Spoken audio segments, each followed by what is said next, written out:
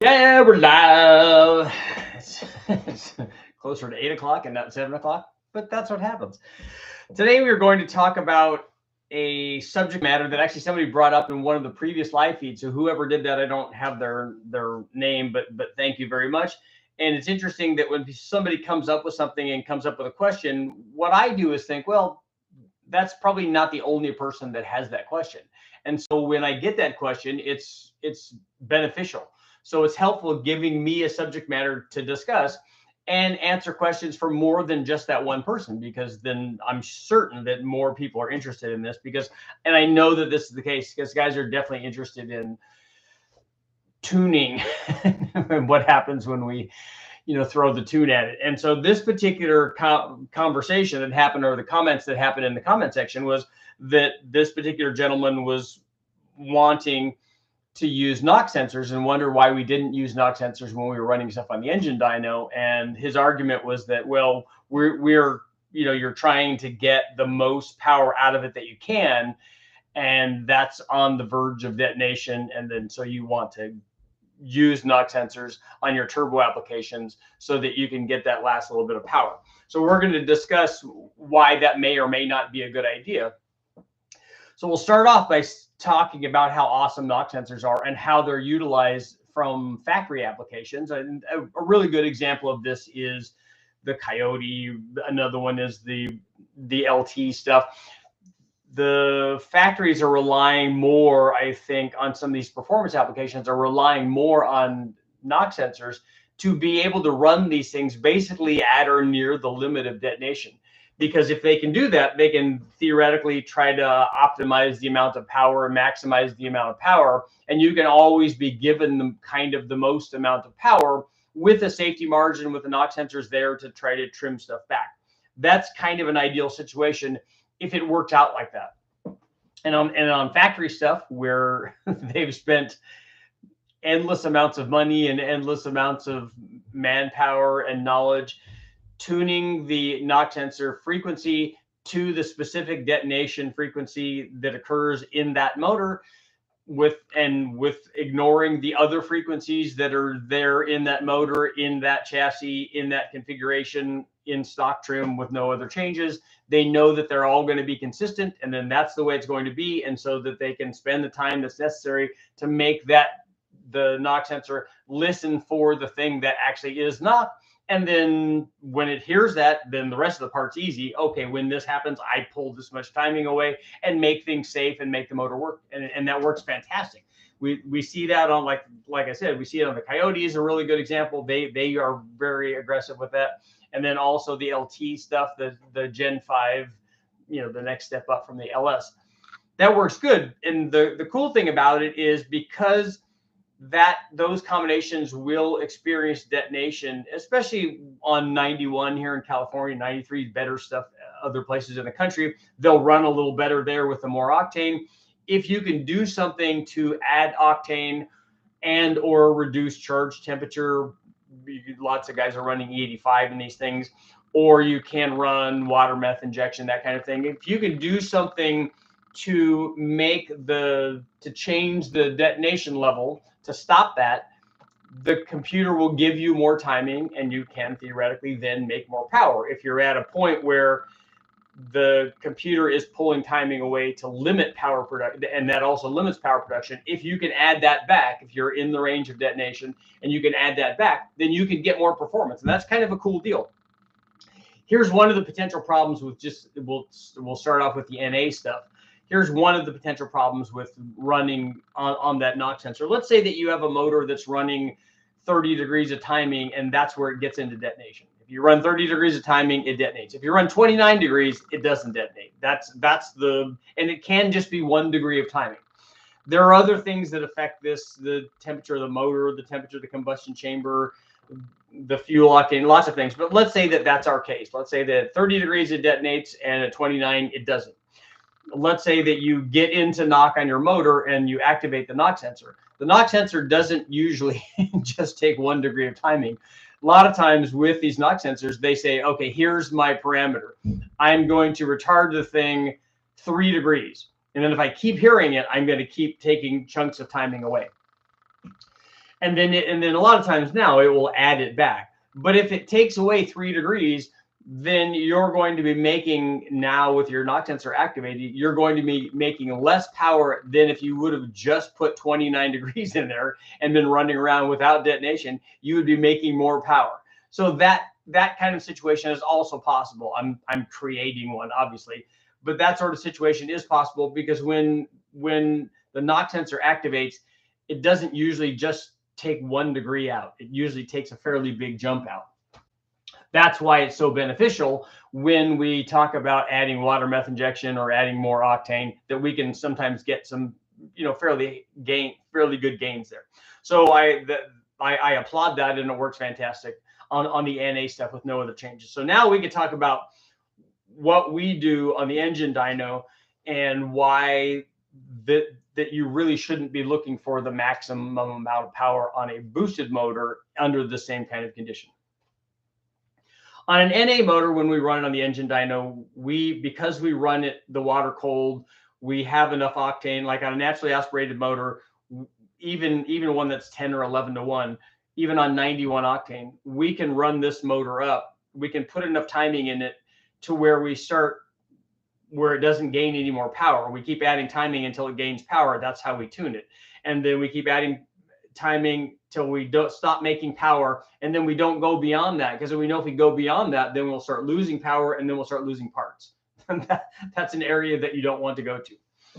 Here is the discussion on turbo applications, and why a lot of times you wouldn't want to be running it on the knock sensor anyway. On a turbo application, the step going from it's working to catastrophic failure, that window is very, very small. On a naturally aspirated motor, you can get into detonation like they do on the factory things, and then they can take the timing away, and they can probably save it. But on a turbo application, a lot of times, let's say that this is our limit, this is our detonation limit, where we get into detonation and damage happens. So a lot of times with turbo applications, because we would be running less timing with turbo applications anyway, let's say that this is our detonation limit, and we know from the dyno, that's why another reason why I like to run them naturally aspirated. If I know what the timing needs to be naturally aspirated, I have a pretty good idea, because I've been doing it for 30 years, what the thing is going to respond to in terms of timing under boost. We have a pretty good feel for that. But let's say that this is our detonation limit. Let's say that this causes damage. The problem with a lot of turbo applications and blower applications is that a lot of times these things will keep making power until you get to that point. They keep making power. In fact, they'll make the most power right before you start throwing pistons and rods out of it. So it doesn't make any logical sense to run it at that level. In fact, it doesn't make any sense to run it anywhere near that level. Even if you could run it right below that level, let's say with a knock sensor, and you could keep it 1 degree away from that, you shouldn't be doing that. Where you should be running it with, especially with the turbo application, because the thing is, let's say that you leave 10 horsepower on the table. Quite honestly, on a turbo application that's making 1,000 horsepower, 1,500 horsepower, I wouldn't care about 10 horsepower. I wouldn't care about 15 or 20 horsepower. Everything up in this range is safe. Down here is very safe. As we get closer to this point, this area in here, that's your safety margin. That means you can not just run that one time like the way that we do on the engine dyno, where the air temperature is perfect, the charge temperature is good because we have an unlimited supply of reasonably cold water, dyno temperature water running through our air-to-air intercooler. We don't have the pumps aren't failing. We have a consistent amount of octane. Everything is kind of set in an idealized situation. When you're running it in the car, especially if you're running it for 50, 100, 200,000 miles, and you have a turbo thing in there, other things can happen. That's when you want safety margin. Because what happens if your intercooler gets clogged, if your pump shuts off, if you get bad gas in it? There are lots of these things. What happens if your charge temperature gets a lot hotter? What if you have a variation out there in the real world of one day being 100+ degrees and then another day being 30 degrees. And the reality is that both of those can cause a problem because you're going to make a lot more power at 30 degrees. So is your motor ready for the added cylinder pressure when it's really, really cold? Is your motor ready for the added air temperature going in, especially if you're silly enough to have an open element air filter in your engine compartment for your turbo motor behind your radiator that's going to be blowing 200-degree water in, or 200-degree air into it? This is the safety margin that you need for all of those things that can happen. And quite honestly, with turbo applications, if we left that amount of power on the table, I wouldn't want to run that sort of turbo application on the verge of detonation. It's just not going to last very long in doing that. So I'd rather leave some on the table for all of these problems that could and do arise, because this kind of thing happens all the time. We make what happens if your if your tune falls out of it, if it, if you're you have to set up all your multipliers and all where it's going to add timing and subtract timing based on temperature and TPS, rate of change, and all of these things. So what happens if you get those wrong? So it's a good idea to leave the safety margin in there. And like I said, it's because you've left that safety margin in there and you're not running it at the verge of detonation. For me, it would be much more important, and it's much more important for 99% of the racers out there, that they go rounds. If you leave that safety margin on there and you can go out and make 100 passes and wear the motor out, that's like the ideal situation for a race application. If you could just go out there and hot lap this thing and have it work, that's like a dream come true. The only time where it would ever be necessary to have that last 10 or 20 horsepower is if the guy in the lane next to you has that. But even then, here's why that won't matter. Or, well, it usually won't matter, or at the very least would limit the 1 in a million chances where it will actually make a difference. Because let's say that you have otherwise identical things, and he has the extra degree of timing in it that puts him right next to the detonation threshold. The chance that he's going to blow his motor up is really good, and you're going to win the race anyway. The chance that he makes a full pass at that, obviously, because he's decreased the safety margin, goes down dramatically. But here's the real situation. In the real world, if he has that a little bit more power than you do, everything else has to be exactly the same for that to matter. He has to have the same launch as you, the same reaction time as you. He has to have the same drivetrain as you, the same temperature. Everything in the car, everything in the person, everything in the transmission, everything in the suspension, everything on his track surface, all of those planets basically have to align for that 10 or 20 horsepower to even make a difference on 1,000 horsepower or a 1,500 or a 2. As you go up in power, that amount of safety margin starts meaning nothing, because on a 2,000 horsepower motor, 20 horsepower becomes an irrelevant amount, because then the difference becomes, the other changes that you would make, his track temperature, his tire pressure, all these things become bigger things, and that becomes a smaller thing. So in that very rare instance where you would need that extra little bit, and then, like I said, you're always trading that for safety and potential catastrophic failure.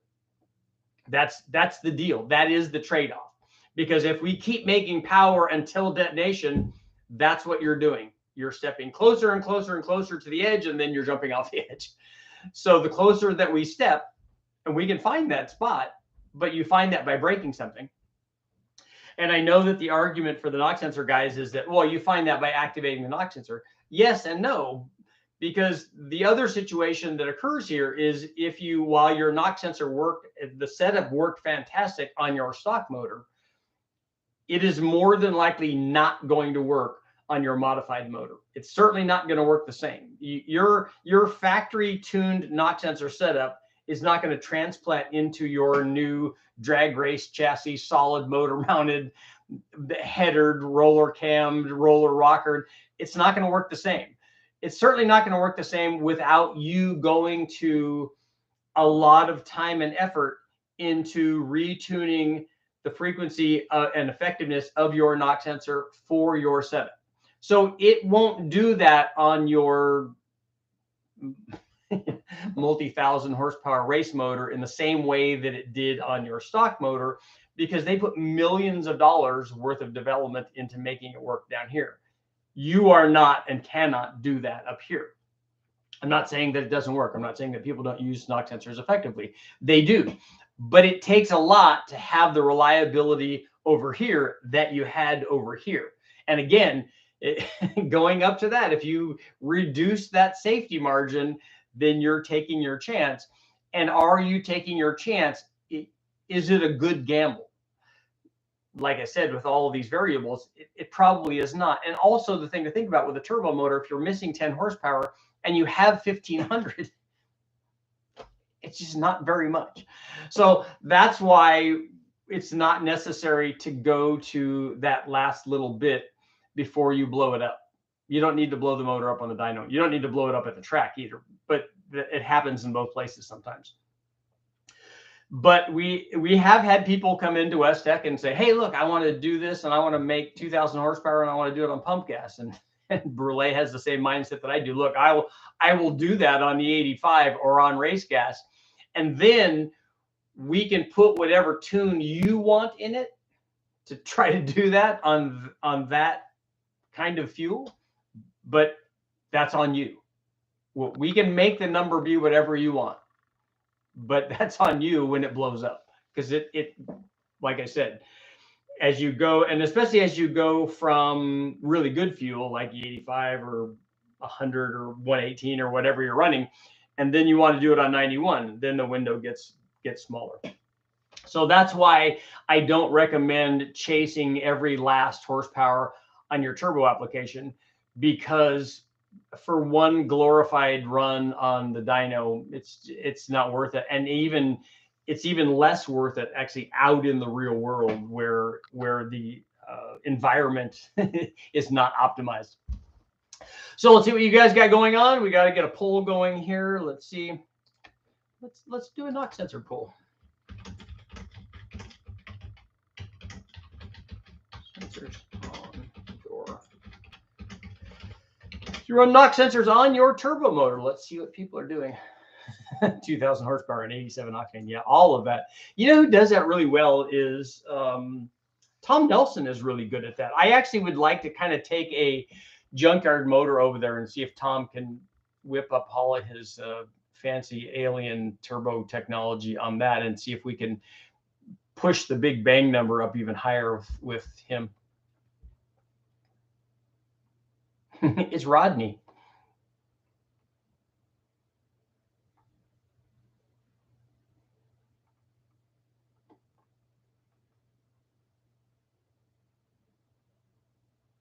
A K20 head on a 2.5 pricer will break 2000 horsepower. It'll break 2000 engines, that's for sure. Let's see.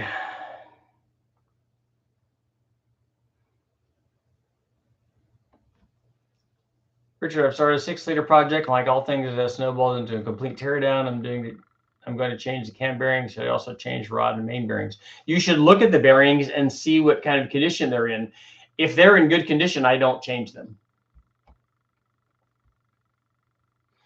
Our project will have to wait. Last part of my road bike is arriving today, so I'm cranked about my bike build. Good. That counts as a project. Like the Trail 90, that's a project.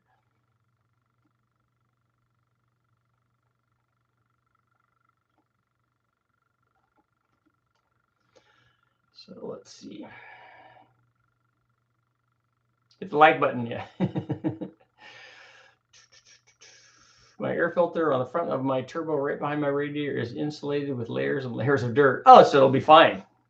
So it's thermally insulated with soil. That's good.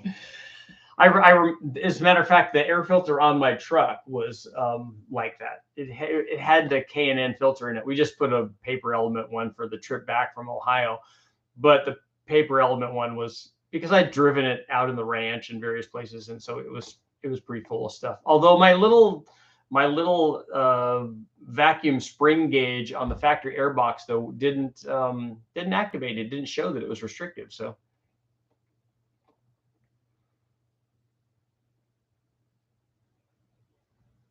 I was going to do a factory 5 LS, but found out that you needed to win the lottery to do that. Yeah.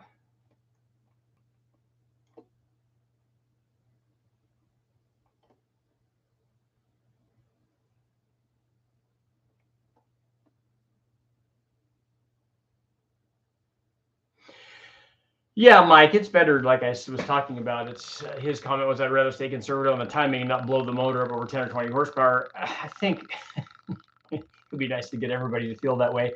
I think we'd save a lot of motors if we did that. But it just makes sense. So like I said, it's much better to be able to we like guys that go out and make runs after runs after runs. When I went to Bonneville, we were talking to a guy, we're helping a guy that had an RB motor in a 240SX, and he had it set at like 25 pounds, and he's just making his licensing runs. We're like, dude, no. He had already blown the back window out. We're like, dude, no, you can't do that. I said, what do you mean? I got to make a lot of power. No, you don't have to make 800 horsepower to do what you're doing. You need to make about half that. And when you're doing licensing runs, you just need to go the speed for your licensing number. You don't have to do that. He said, yeah, first time out, we spun it. I said, yeah, because it lost traction, right? He said, oh, yeah. I said, yeah, because you have too much power. You don't need that. So I said, take that 25-pound spring, wastegate spring that you have in there, and go set it aside for later. And it'd be better if you just threw it away, because you won't ever need that. And put like a 5 or a 10 or a 7 or 10 pound spring in it, and just go out and make your license pass. He goes, and they went out, and we talked to him later. He goes, oh, dude, that was much better, so much easier. I said, yeah. I said, and it went really fast, right? He said, oh yeah.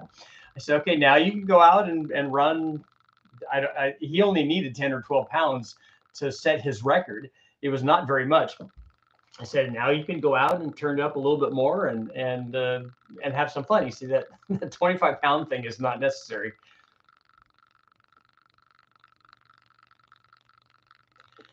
LT1 days, you had to use LT4 module for roller rockers to keep the knock tensor. That's the thing. It starts hearing other kinds of frequencies. It's listening for something specific. Other things besides detonation can make that frequency. The frequencies overlap, so you can activate the knock tensor. We had that issue when we tried to run knock tensors on the engine dyno long ago, and the knock tensor was activating. It's like that motor's detonating. We're like, it's not detonating. It's a small block Chevy that wants 36 degrees of timing in it, and it only has 34, and it has 91 octane in it, and the air fuel is 12.1, and it's 60 degrees outside. We said, it's not. Look at the curve. The curve is perfect. There's no misfire. There's no detonation going on in the motor. So it was a knock tensor activating and hearing something else.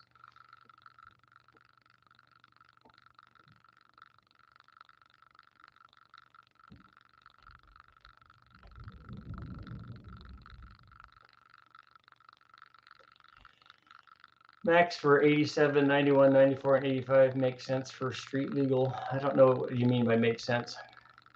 I have knock tensors on my turbo motor. I don't use them more than filling the hole. Tom Nelson, Richard Holder project would be fantastic. Tom's good people. I've talked to him a few times now. I'll donate a 6-liter.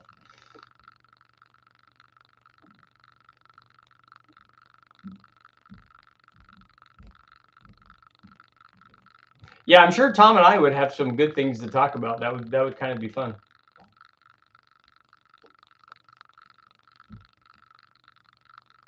Should be 2 different sets of knock tensors with automatic water injection and ignition shut off on activation.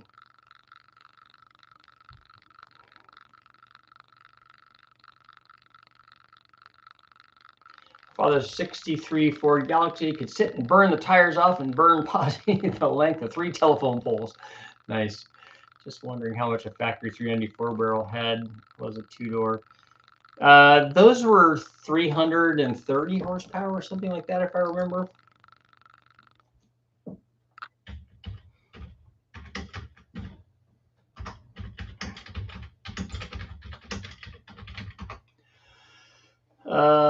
Stock 390 was rated at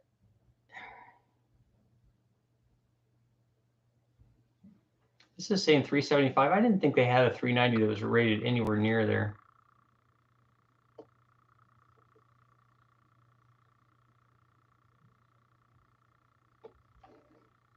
Let's see. Maybe I'm wrong. Maybe they had.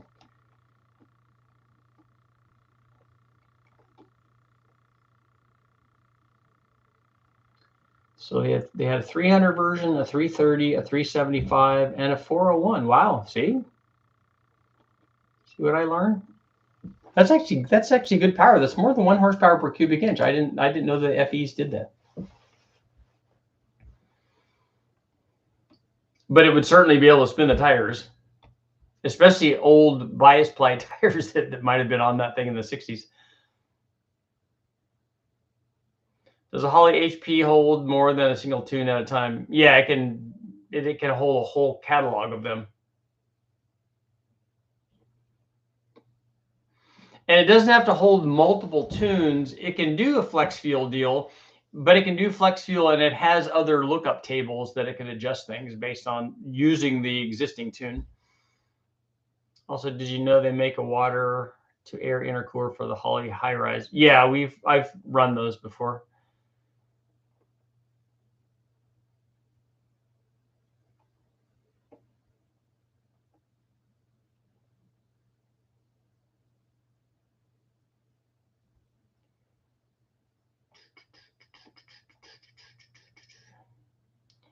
People have time to run comments on the internet.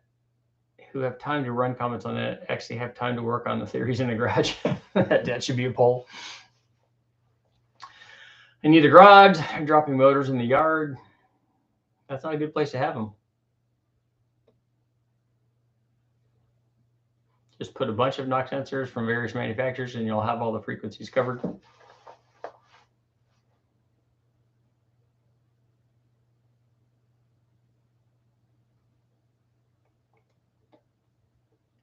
Your LS is basic. What does a guy have to do?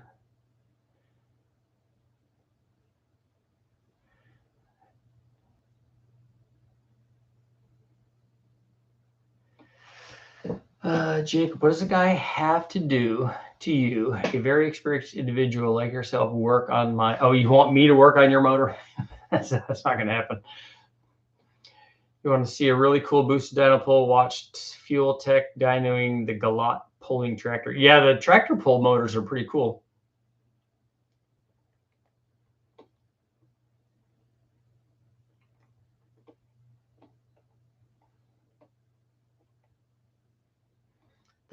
Is there still fan noise? I've made adjustments.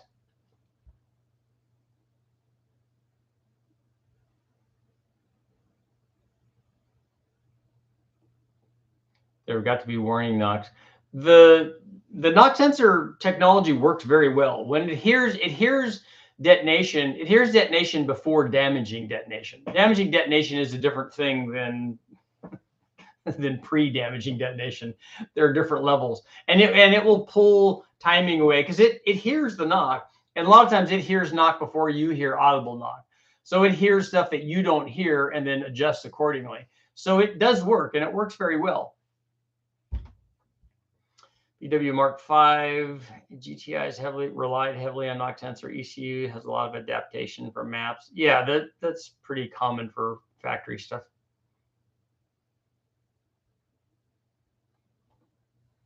Piezoelectric. Richard, I have a 383 with flat top, stock heads. Cam specs are mild, sub 500. 298 304 with a 195 72 heads. Move my power band. Is it a 383 small block Chevy? And what stock heads does it have? And is that 298 304? That's got to be an advertised number, right?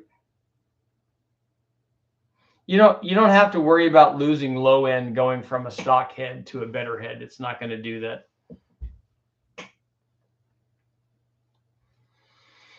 Just joined. Question on welcome, Adam. Question on cam choice for a 5.9 Magnum running the UT Awesome Stage 1 Kager and monoblade, looking at a 218, 222.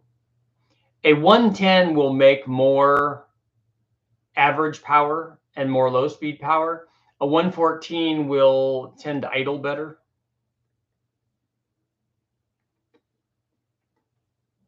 The reason I discovered Richard is a super long intake thumbnail. Yeah, I do like long intakes. He's got more 4L8EE back in, did one pull, and now the pan's full of metal again. Uh-oh. Was it full of metal from the other stuff? Did you clean out the cooler and stuff?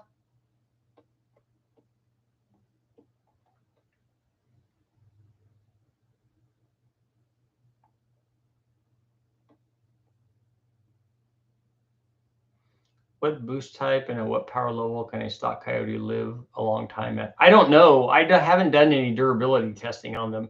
There are guys out there running quite a bit of power with those things.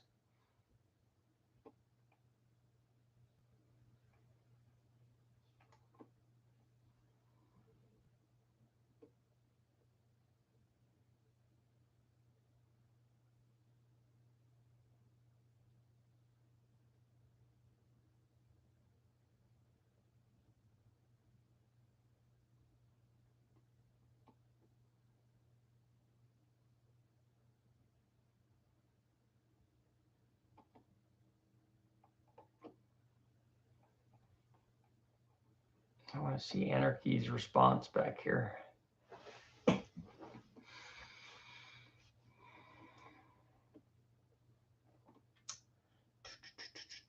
Car was legendary in my area. Guy told me his 455 Oldsmobile was a tire fryer. Could not keep tires on it. And he knew my father's car, and he's in the 70s. Both cars were never caught for speeding. Cool. Small block Chevy, and it's a stock TBI heads. I'm not sure what the head and camshaft run. I've been kicking around some options. That cam doesn't seem like the right choice. If you're wanting, do you have a stock TBI throttle body injection on it, or is it carbureted? If you want a good combination, take a look at the videos I have up on the 246 and the 268 cam, or it's a 268 or 264. I think it's a 268 small block Chevy cam. Those are pretty good. Replacing those heads, the cheap way is to go get a junkyard L31 motor, or at least the heads, run the Vortec heads on it. There's lots of aftermarket aluminum heads that would be quite a bit better. Morel lifters are too noisy for knock sensors. Yeah, roller rockers, those lifters, changing from a hydraulic roller to a solid roller, all of those are knock sensor no-nos. On a built LS on the 85 with high boost, what's a good compression ratio to aim for? It's a 383 LS with twin S369s, mid-30s for boost. Mid-30s is going to be all of what those turbos will do.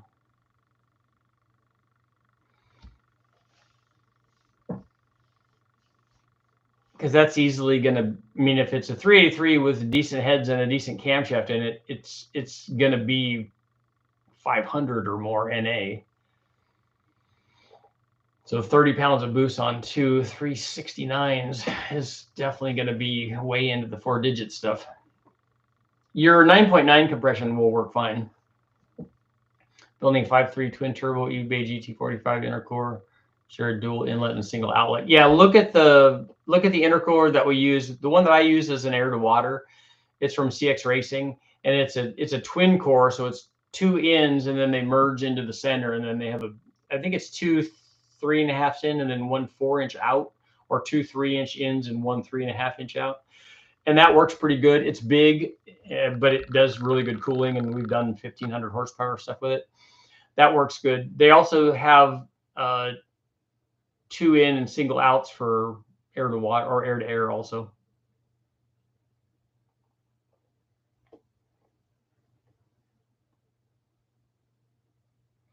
Have you ever done testing of emissions with producing more horsepower and emissions controlled engine? I don't do emissions controlled engines or testing or any of that on the engine dyno. Swap to a Holley 650 and aluminum intake manifold. Okay, that's better. My power comes on at 3,200, but it's in my work truck, so I don't want to move too high. So you don't have to worry about that too much with your, if you have a dual plane, that's the right choice.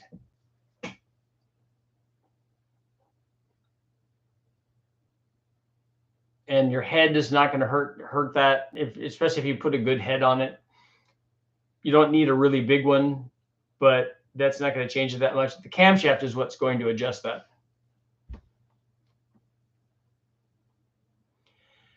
I had a 4.8 and put a Summit Stage 4 truck cam, pegged the knock sensor over 3,000 RPM. I just shut them off. Yeah, that can happen. Is the intercooler heavy when filled? It's heavy even when it's not filled.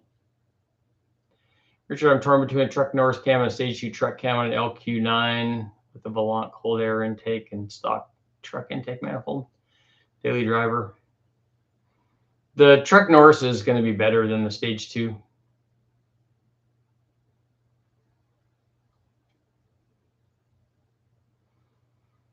Look at the sloppy Stage 2. The sloppy Stage 2 is not going to idle, is not going to be nearly as good of a daily driver camshaft, even in a 6-liter.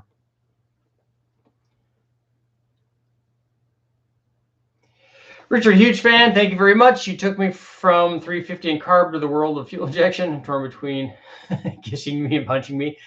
Probably punch would be better. My question, build a 5.3 single turbo injector for 700 horsepower. Just in the 80s, the Deca 80s are a good choice for that power level. You got stuck in Amsterdam overnight? Oh, the flight. There were a lot of canceled flights, Dan. So let's see how our poll is doing. 56% are saying, do you run knock sensors? 50. So more people are saying no than yes on the knock sensor deal.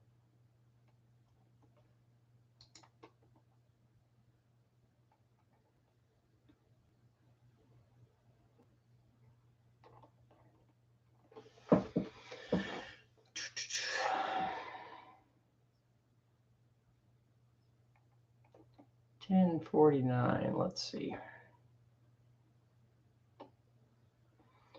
That's a 383 with a dual plane on it, you should be making power before 3,200.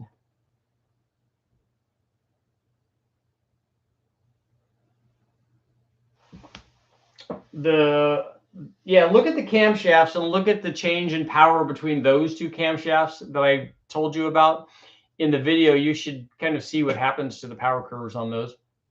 A 383, a 264 cam, which is going to be like a 224, 230, that's going to make really good power. It might be a little on the soft side for you, so you could step down one size in camshaft.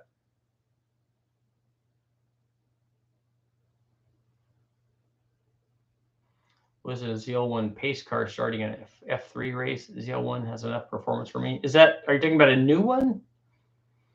Or a ZL1 from back in the day, like in 69? Where would you put a knock sensor on an engine that does not have one from the factory? There's multiple places it can go, but again, when they tune knock sensor frequency, the position of the knock sensor is a critical element. A twin turbo, do I need to run a BOV and a wastegate? Yes. Probably 2. 2730 over flat top pistons. What's a good cam and head combo? Airflow research heads are good. Trick flow heads are good.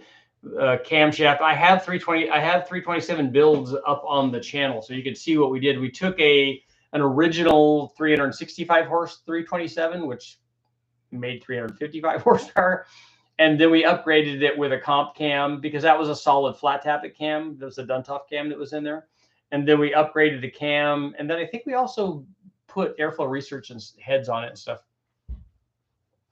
I want to see the 8.1 with a Marine 496 HO cam, ported stock heads and intake. I've got a Dart intake for that, 10 pounds of boost on 93 octane. Okay.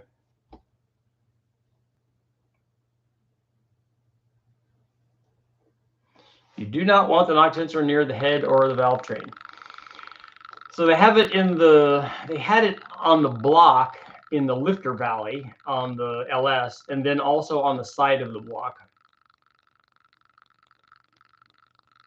We got decent low end torque. It could be gearing in the truck. It's really long gearing. RBS Racing, good turbos. I've always had good luck with their stuff. Looking to upgrade the turbo on our 1.5 turbo Malibu. Got a tuner and a guide to make a custom exhaust manifold. Just need the turbo size. So you need to size the turbo for your combination of power output, ultimate power output that you want. And then also judging, you need to consider response also, especially on that. If it's a 1.5 four-cylinder Malibu, it's what I'm assuming that is, I need a little Ecotech. Then you need, if you go too big on the turbo, it's going to feel really soft down low.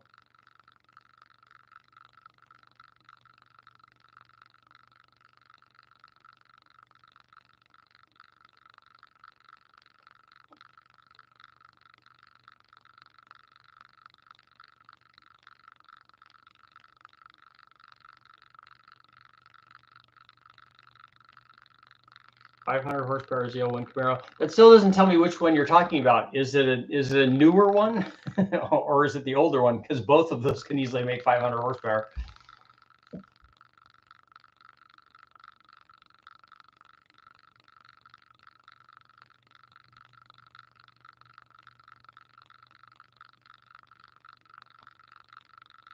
Oh, the newer one. Okay.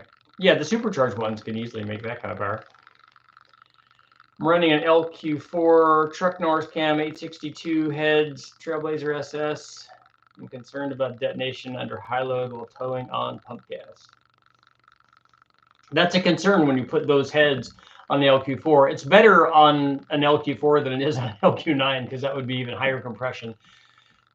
The things that you can do to change that is you can soften the chamber in that head, not just make it bigger, which would help, but if you soften the chamber and also polish the chamber, that would help with detonation.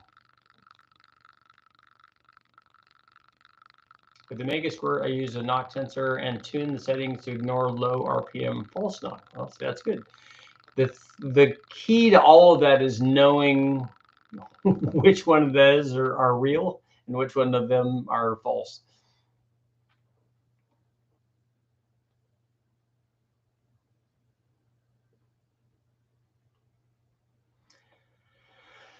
Pro Street, high and dry here in Fort Myers. Pretty much shut down, but thanks for the entertainment. Yeah, stay dry, stay safe.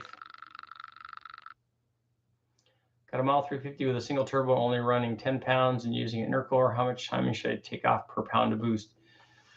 It's not. I don't do it per pound to boost. What is the NA power when that motor's NA? How much power? I mean, how much timing does it want? An LQ4 706 CNC machine, sloppy stage 2 cam, and a Holly 1R2 intake. Planning on adding boost, so that'll be a good combination. Richard, I've been following along since the magazine articles and write-ups back in the late 90s for the Ford Mustang, Muscle Mustangs and Fast Fords. But even before that, it was the early 90s would have been other stuff, Turbo Magazine and Carcraft and stuff.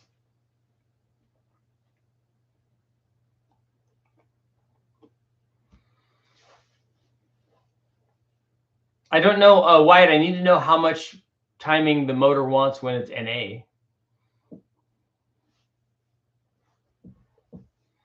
That would tell me how much. You could have different cylinder heads on there on an NA motor that wants timing anywhere from, when it's NA, from 29 degrees to 36 degrees.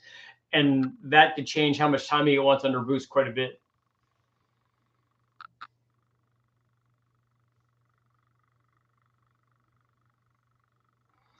What blows first when boost rises with the wastegate? Sometimes, even with no wastegate, well, you can't. If you don't have a wastegate, then that won't work. I was going to say, if you have a wastegate, but the wastegate reference line isn't hooked up, the wastegate can still open based on back pressure. But if there's no gate, you definitely will break something, and you'll break something like on the dyno or at the track or whatever. You'll break something pretty quickly. You'll break it probably before you even get to your power peak. You probably break it at the torque peak, because the thing that a lot of people don't realize is that the turbo will make more boost at low and middle RPMs than it will at the top. So it's going to break something at the torque peak with 1,000,000 pounds of boost.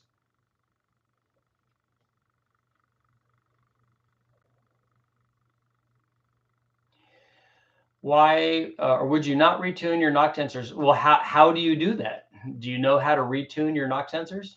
Do you know how to change the frequency that the knock sensor wants to listen to? That actually is, I think you have to do that. You have to change your knock sensor to a different frequency knock sensor. And then also and that's not even the hard part. That's possible. The difficulty lies in the overlapping frequencies that your engine may be producing now as a modified motor. If you have roller rockers or a roller cam or a different cam, all of these things can overlap the frequency that your motor now produces knock, that your sensor would have to recognize. So that's to recognize, oh, that one's okay because it's roller rocker, or it's the solid motor mount, or it's the drive shaft coupling. That one's okay. But the same frequency that I'm hearing that's detonation, now I have to pull the timing. Otherwise, it does all of that, or it does none of that. And so that becomes that can become the difficulty. Is a 6-1 Hemi long buck good for 10 pounds? Yes, I would put. We've run boost on lots and lots of Hemis, and it works fine. Just make sure that you put ring gap in it. We tested heads with ceramic coating to combat detonation. I don't think that cures detonation unless you're curing detonation that would be caused by hot spots in the top of the piston. But that's not oftentimes that, well, with this timing thing, that's not what we're talking about. The sound here is trilobites.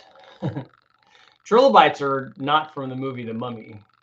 Trilobites are from Star Trek. Those were some kind of beetle. What the heck was the name of the beetle in that?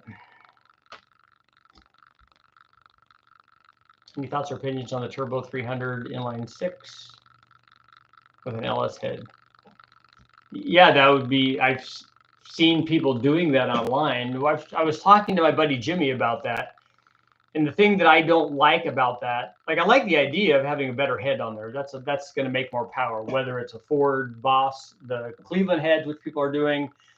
But welding them together, the welding them together part is always the issue. How do you go in and weld the coolant passages before you weld the external part of the head? What we were thinking of is making at least 2 separate heads, but maybe 3, with end plates on them, and having the coolant be external on the head, so that way we know that we can cap the ends and not have coolant problems or breakage problems in the welding process.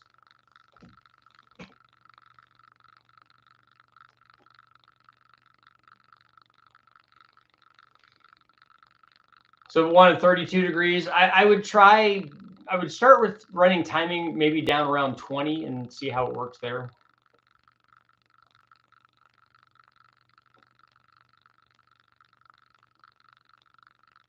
LS3 cam and L92, would it work? Yes, it will work.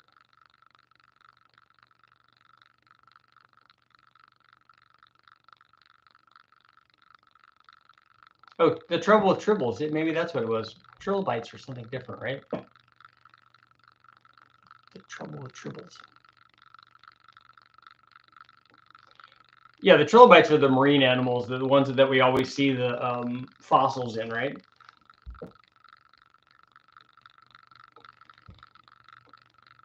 .2 SRT manual cam on a 5.7 Hemi, worth it? I don't know. I haven't run that test. Lots of guys have wanted me to try that, but I haven't ever tested it. I'm told that that's a better cam and that it makes more than. It wouldn't surprise me that it makes more than the cam that they use in the Ram. But the newer 5.7s that we've run have variable cam timing, and that seemed to work pretty well. Although we did a cam upgrade on it, and that picked up quite a bit of power.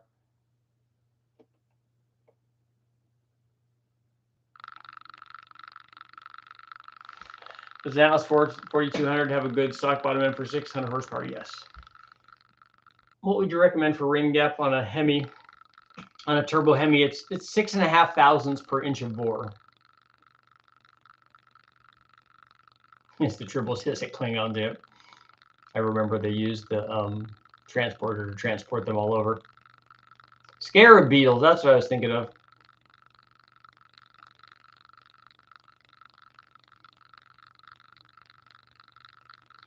Richard, sorry if you have answered this question, but on the dyno, how do you tune with knock sensors? We don't use them. That's the easiest way. The only time we have, no, I don't even think we used them when I ran the, like when I ran the factory Coyote early crate motor that we had, or the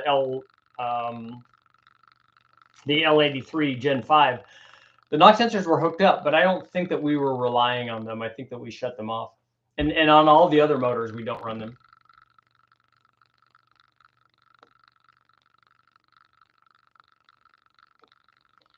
Should you port match headers? I don't think so. We never do. Have you used knock ears before? Yes, if you're asked if I've listened to detonation through a tube, then the answer is yes. And you can hear different frequencies, and you have to tune yourself to listen to detonation, and you have to make the motor detonate to be able to see what the difference is. Because as I said, and you can even hear that yourself, there's a lot of noises going on while you're running an engine on the dyno, especially because of the way that it's mounted. Even when everything's tightened up, the things moving around, and the motors that we run always have, like the one that I was doing it with, had a solid roller cam with lash. It had roller rockers. It's on the engine dyno. It's solidly mounted. It has a lot of things that are moving around and making noise. And then what you have to listen to is you have to make it knock and then go, oh, okay, I hear that. I hear that different thing. But you're weeding out an awful lot of other kinds of noises. Oiling mods on a 289, 302 block per street, occasionally strip. You don't need to do it. The only oiling mod that you would need is a windage tray is always a really good idea, and a good pan is always a really good idea.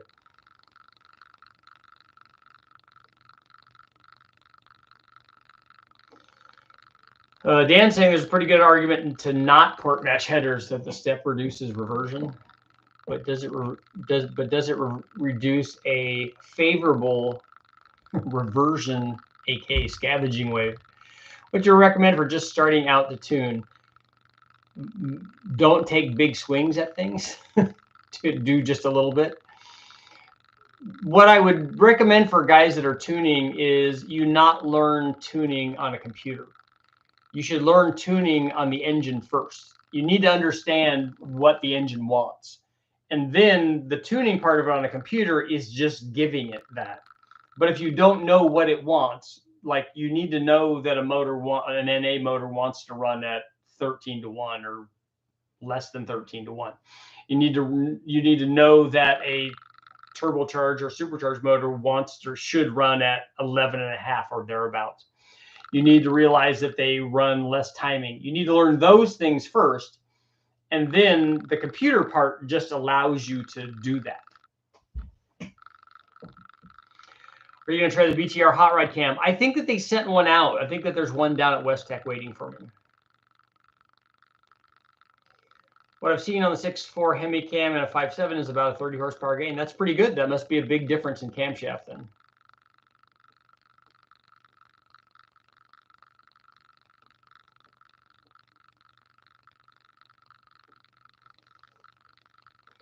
Who will be the first to build an LS style head as a direct bolt on for a small buck Ford? It's not really a direct bolt on. Getting the head on there is the first obstacle. What do you think of a Borla X-Pipe switch fire produced on Ram, TRX, and Mustang 5-liter? Some people call it a Z-pipe. Is it better than a regular? I don't know. I haven't seen that, so I don't know. And there's no trick piping that's gonna change things dramatically. So you won't one of those things won't be magic and go, oh look, I pick up 50 horsepower. Should scavenging start at the header port interface? No, that's not where the scavenging wave actually starts way down at can start all the way out in the exhaust and come back.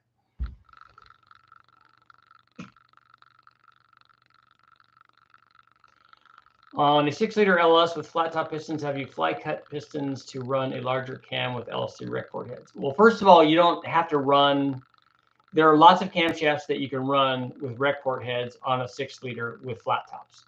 It doesn't matter whether the piston has a flat top or that it has a small dish like some of the factory stuff does, because the valve overhangs that area anyway. So the piston to valve clearance is the same. You can run on a, because an LY6 has a rec port head, it's a 6-liter with a rec port head. You can run that lots of different camshafts with a rec port head on there.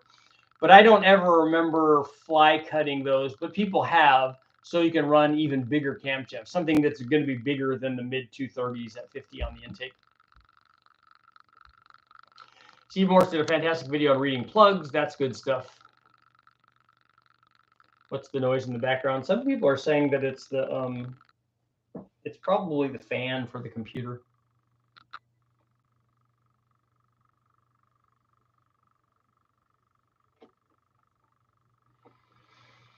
The Honda Tech, were you asking about? Were you the one asking about the hot rod cam? The hot rod cam is good, and it's just bigger than the Truck Norris cam. So we already have tests between the Truck Norris cam and 2 bigger cams than that. Like the best cam was slightly bigger than the Truck Norris cam, and the Sloppy Stage 2 is definitely bigger than the Truck Norris cam. And both of those and all other cams are going to do exactly what those 2 did. If it's a bigger cam, it's going to make more power up top and less down low. That's what's going to happen. So spoiler alert, that's exactly what happens. The mic is knocking.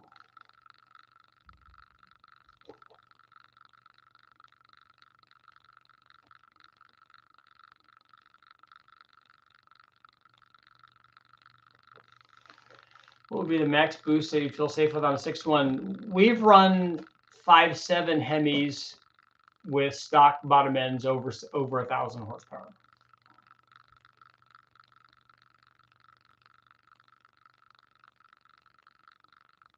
Kick it again and stop the noise. Kick my computer underneath there.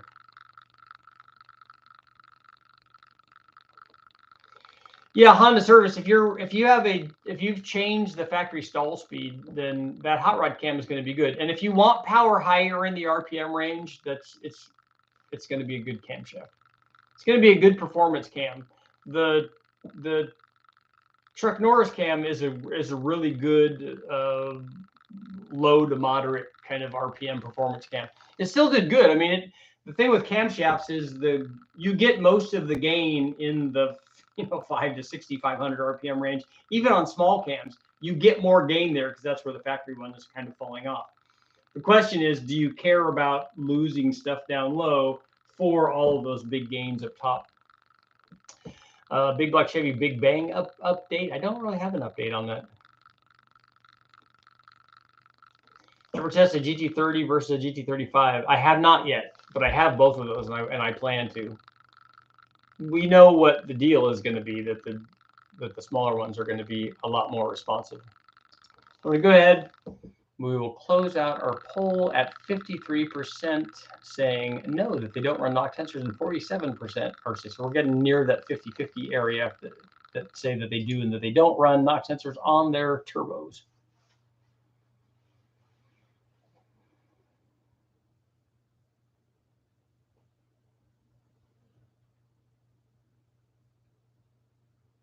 What's the difference in cams between a 5.7 Charger and a Ram 1500? I don't know. I don't know if the Ram is a smaller cam than the Charger is. The intake manifolds are definitely different, especially if you're talking about the early ones. I have a Sloppy Best I haven't installed in yet. The Sloppy Best is slightly smaller than a Sloppy Stage 2. So Sloppy Stage 2 makes more power. The idle is worse, and the low speed power is worse because it's a 228 cam. And the Sloppy Best, I think, is 219.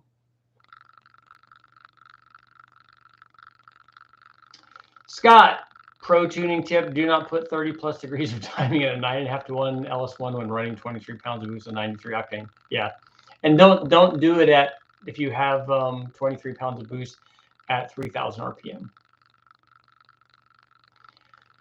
I should have asked who would be the first to cast an LS style head for a small block Chevy. No, and that's just wholly unnecessary. There's so many really good heads for a small block Ford already that you don't need to put an LS head on.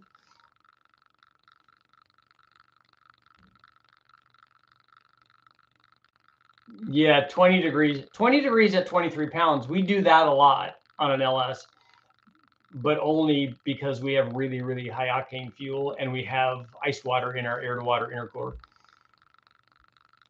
Everybody get to work. Get to work on your projects. I even forgot to mention that, right? Everybody go out, get something done. Get something done on your project. Hopefully, I'm going to find out about taking a trip down to West Tech,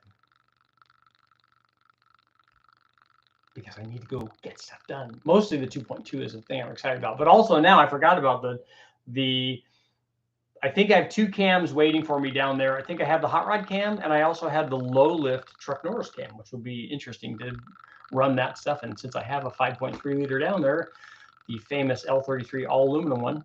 And on that note, it's time to go. I'll see you guys all tonight. Boom. Go get stuff done.